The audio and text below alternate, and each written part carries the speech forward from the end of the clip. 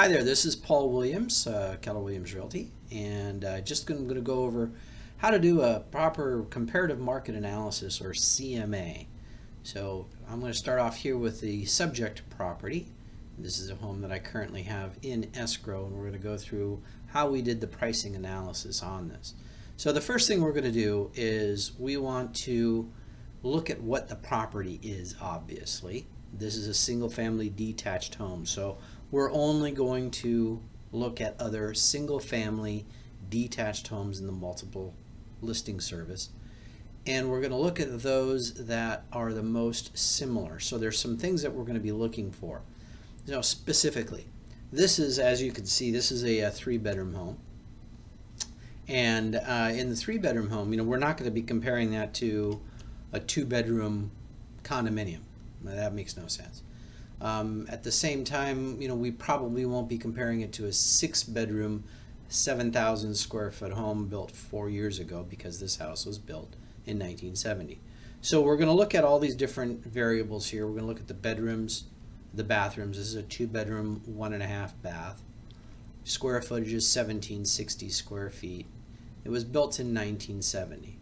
So what we're going to do is we're going to bracket this home in the MLS, and typically what I like to do is bracket them by about 200 to 250 square feet on either side, and that's one of those things where we have to play with it as we're running our comps. If we're not getting enough comparable properties, then we have to tweak it a little bit. Comparable properties, how many do we want?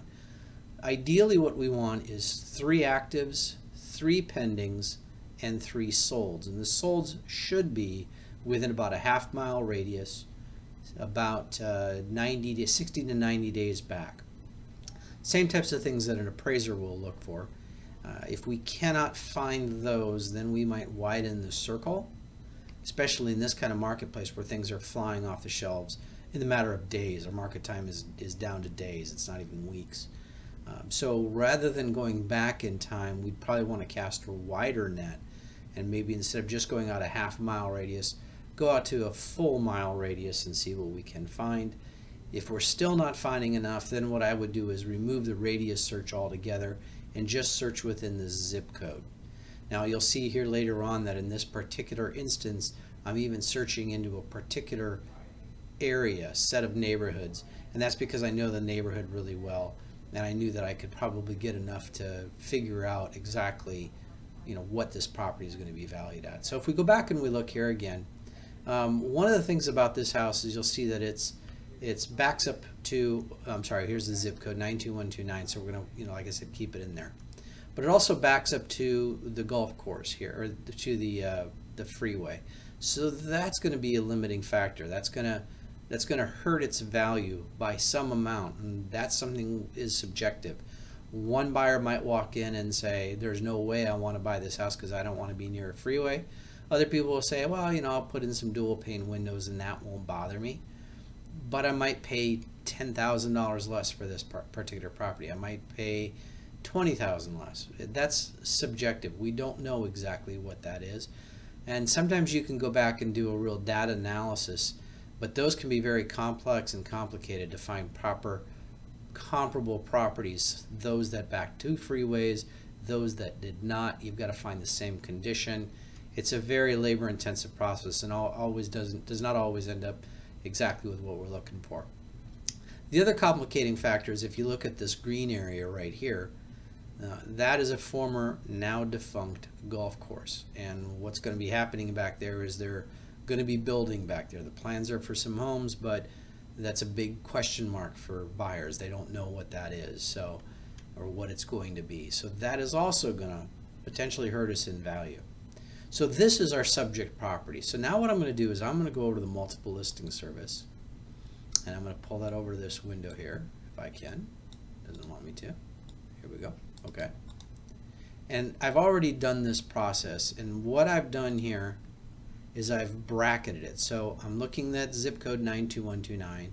I'm looking at just detached homes, and I'm looking, this is rubber band here. What I've done here is in the Sandecor MLS. Remember earlier when I said that I was looking in specific and particular neighborhood? I'm looking in this area of Rancho Penasquitos in particular. Those are all the same age. They suffer the same noise constraints and that kind of a thing. There are a couple of other neighborhoods that I could pull in that would be comparable in age and style, but this area is, I thought I could get enough. So I've gone ahead and done that. I've added in all my criterion. And normally what I would do is click this, but I've already got it in there. So I'm just going to cancel it for now. And what I did is, you'll see here is two different ways of looking at it. This might be a little bit easier. Remember that property was 1760 square feet, right there, 1760 square feet. So if I go 200 square feet smaller, I get down to 1560. And if I go 200 square feet bigger, I get to 1960. So what I've done is I've gone about 250 square feet on either side, plus or minus. That's what I call bracketing. And I've also asked for just those homes that are older than 1985. This home was built in 1970. However, they replaced the roof with a red tile roof about 10 years ago. So why 1985? Well, in 1985 is when they started putting red tile roofs on houses. All right. That's also when it's just a little bit more modern look to it than those built back in the 60s and 70s. So I don't want to get into the 1990s and 2000s when I'm comparing this property, because even with a red tile roof, it's still an older property. It has older electrical systems, hot water heaters, furnaces, layouts. The floor plans are going to be, have not been modernized like they are today. So it's going to have characteristics to those that are older than 1985. Now, I don't have in here 2 bedrooms to 3 bedrooms. Let me see what happens if I say a minimum of 3 bedrooms. I don't think it changes it. And we're looking up here at counting 7. So it's the same. Okay, that's kind of what I suspected. So I've gone 90 days back, 3 bedrooms or more, 1985 or older, bracketed it by about 250 square feet. I'm obviously staying in that same zip code. So now I'm going to search, and remember I said 3, 3, and 3, so ideally I want 9 properties. I've only got 7 in this instance. When I first ran these numbers, let me give you the full listing here. When I first ran this, oh gosh, I guess 2-3 months ago now, things have changed since then. This is, forgive me, I want to go back to this. This is what I came up with when I ran this search the first time. These were the sales that came up, the actives. These are now all in escrow. Some of these may have closed by now. I don't know. We can look at them. And these were the sales from back then. I want to point out to you this one in particular.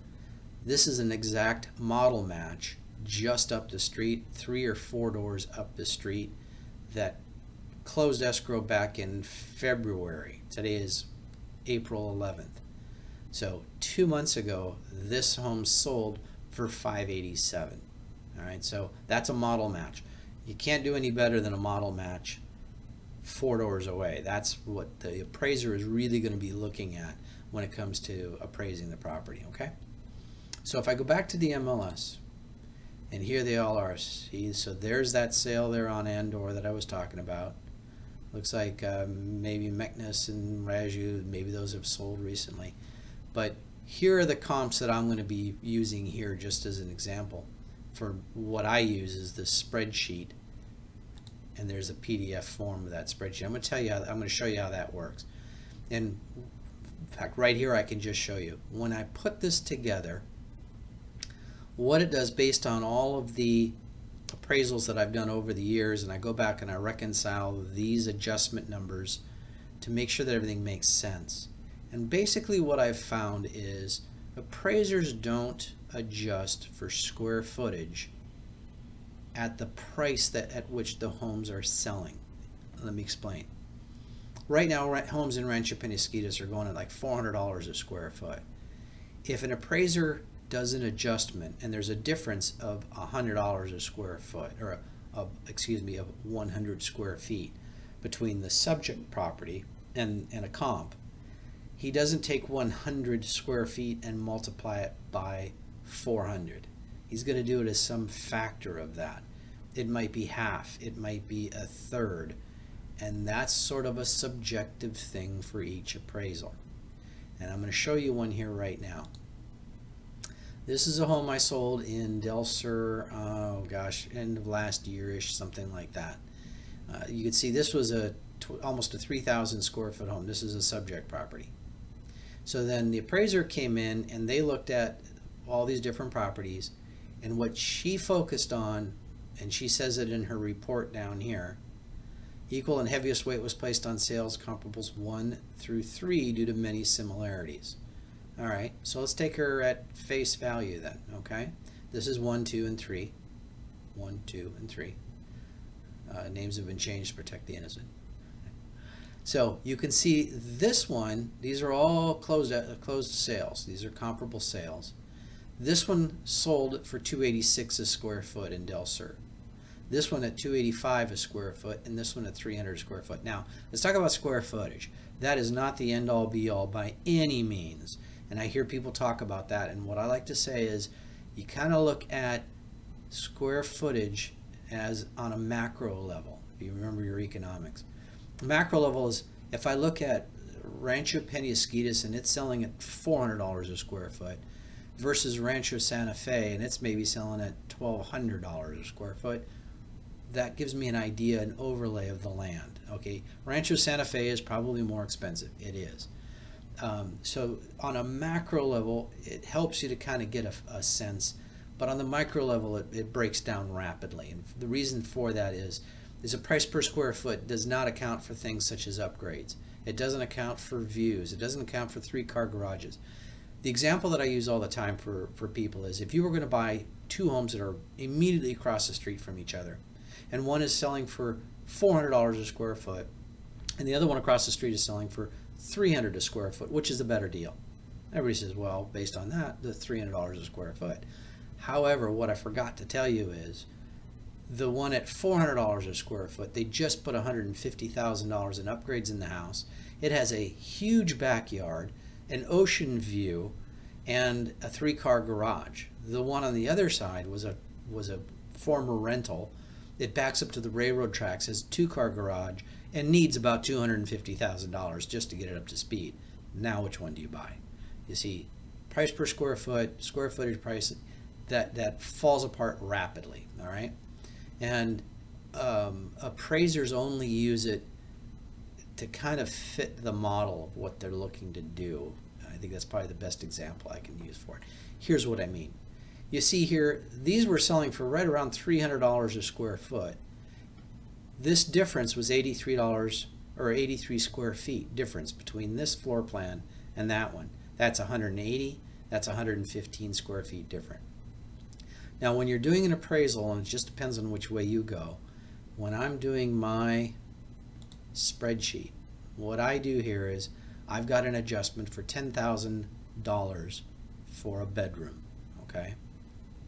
If this property has 4 bedrooms and mine only has 3, that means that I have to put a negative number.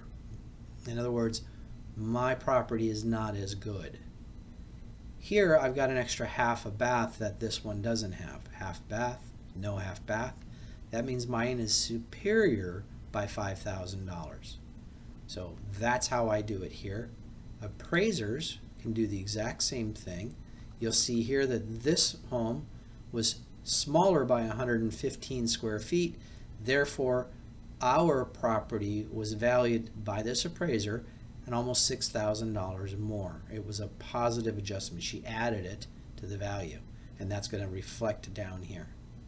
Now, what's interesting is if you take this square footage, that square footage, that square footage, that difference, and you calculate it out, she's using $52 a square foot. How do I know? $52 per square foot times 180 square feet gets me $9,360. Go ahead, you can do it on your own calculator. 52 times 180 comes 9,360. All right, same thing here. But look at this. She didn't even use it here. She did no adjustment there. Why is that? All right, this is where I'm saying they have to have some latitude to try to figure in where does this fit my narrative. If she had put in an adjustment for square footage here, it would have blown the comps all out of proportion. It would have made this number like, I don't know, what would that be? 83 times 52 would be about $4,000. All of a sudden now she's down in the 875 range, 878 range. But she's using that as her, that doesn't make sense. So they have to have some latitude. By the same token, if they took $286 or $300 a square foot, that puts my value, it just totally skews it out of whack. So they don't do it that way. We can't do it that way. Because even if I get you top dollar, this is what happened on this house. I sold it for $949,000. That's the contract price. That's the price that the buyer agreed to pay for this property. The appraisal came in at $885 is what it came in at, a different portion of this thing. So we had a problem, all right? And this is what happens is I did a great job of selling this house, got somebody to pay $60,000 over the appraised price, but then the appraiser came in and hammered us on value, and we had to do a minor adjustment, and we ended up closing this property. The buyer ended up paying considerably more over the appraised price. But this even tells you that, excuse me, that appraisals are not absolutes. They have subjective things that they have to enter into it, okay? I'm going to go back and show you that on my spreadsheet. This is the objective, mostly objective part. This number, as you can see, she was using $52. I'm using $185. But I found that that's typically pretty decent. It's about a 50% adjustment. 50% of either usually the sold comp. So 185 is 50% of 370. That's usually a pretty good adjustment, price per square footage wise. So this home on Brome was much smaller than ours, so we got a positive adjustment. Ours is worth more. Same thing, and as we go along, now I started putting in my subjective things. These are my notes: remodeled kitchen, stainless steel, digital or dual pane windows, etc. Give me a second, I'm going to take a sip. Now I added those things up down in here where I have the neighborhood, the yard, the condition, and here's where I put the redevelopment. Remember I talked about that golf course behind us. What was that worth? We just guessed it was worth about a $20,000 hit. Just mostly experience on my part, that seems to be about what people would not want to pay to be up to that kind of a golf course. That's in question as to what it's going to be. So we were guessing, all right? Condition, we were not as nice as this one on Calle Caballeros, so I'm guessing it's about $8,000 differential. I did the same adjustment for the neighborhoods. Okay, Brome is a much nicer neighborhood. It's about $20,000 there. So I went through and I did all of these things. Now, how do I come up with those values? Let me talk about that for a second. Now, what I'm going to do is, this is a real time. This is today. If I were to run that same comp search, this is what comes up. They're different now because they're no longer on the market, et cetera, et cetera. So if I go in here and I look at Andorra, and I'm just going to look at the photos of it. I'm sorry, that's that's the subject property. Let's look at the sold one. See if I can get there. There it is. Okay.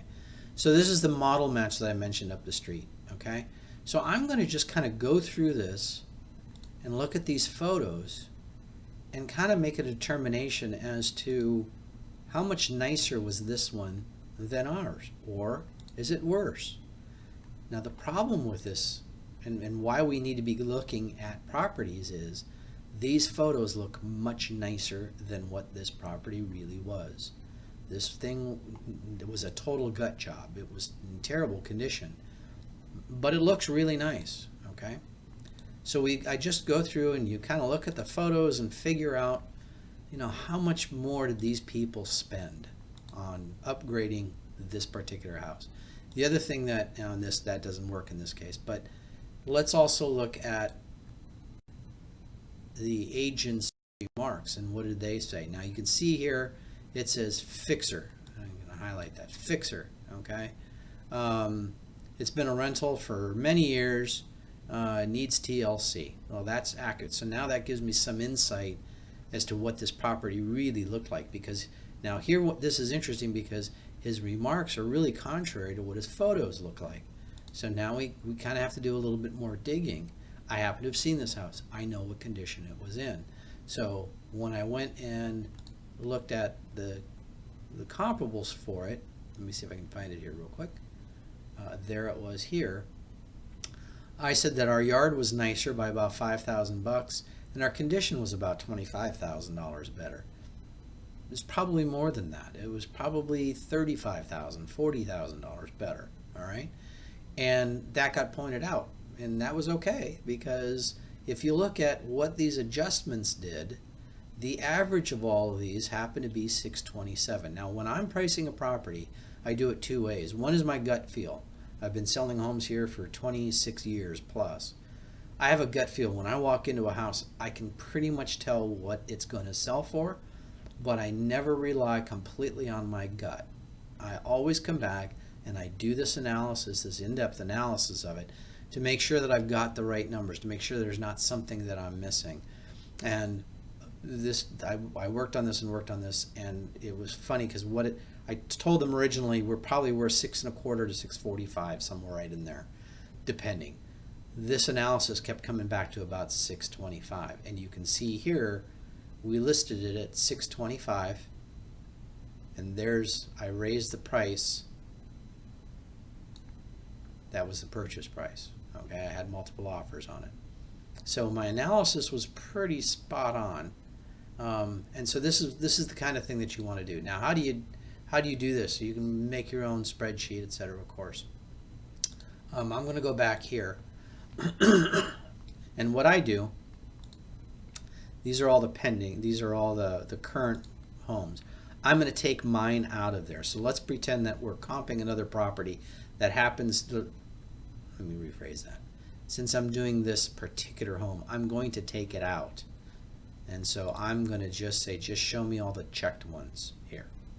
These are going to go into my spreadsheet. And what I'm going to do is I'm going to tell it to export, and I'm working in Sandecor MLS. So I'm going to export it to a comma separated value. And I've created a CMA spreadsheet, CSV format, and I'm going to tell it to export. And if I hit export, it'll do that. Send it out. I've already done that. Here is my spreadsheet. This is the raw empty data. You can see there's nothing in here except for the subject property. This is the subject. And what I'm going to do is I'm going to go to the data and I'm going to refresh the data. See that CMA spreadsheet that was from the MLS? That's my data. I'm going to go ahead and import that. And where it put it was over here. Now, there's one problem with this, because we use value range marketing, and some of the listing agents use this. I've used it. You'll see that value range right there. That's for Del Diablo. The problem is for Del Diablo, see the number? 42,824. What? It whacked it. All right. So what I did was I built in here a little button that says fix the price. So I'm going to hit that. It's going to ask me, do you want to do that? Yes, sir, I want to do that. Now you see there's the proper price. What it did was it averaged the top of the range with the bottom of the range and gave me an average, and that came out to 709. So now this is done. This analysis right here is done. I could go in and add in all of my conditions and floor plans, amenities. Like for example here, power lines doesn't affect this particular property, but I can change these if I want to, depending on the situation. So I was looking at another comparable property earlier. It had power lines, so I was doing an adjustment for those, and then I can play with those and those will play out. What's interesting is now the average price is $665. Remember earlier we had it at $627. That's how much the properties have appreciated for here in Rancho Penasquitos just in the last 30 days. It's crazy. So that's it. I'm sure you're going to have some questions. Do me a favor, go ahead and subscribe to my channel and hit some, if you like this, especially give me some likes. I'm going to be doing some other videos as well. So if you have any questions, feel free to reach out to me. Paul Williams, Keller Williams Realty. My email is paul@callpaulandgetmoving.com. That's paul@callpaulandgetmoving.com. Thanks so much for watching.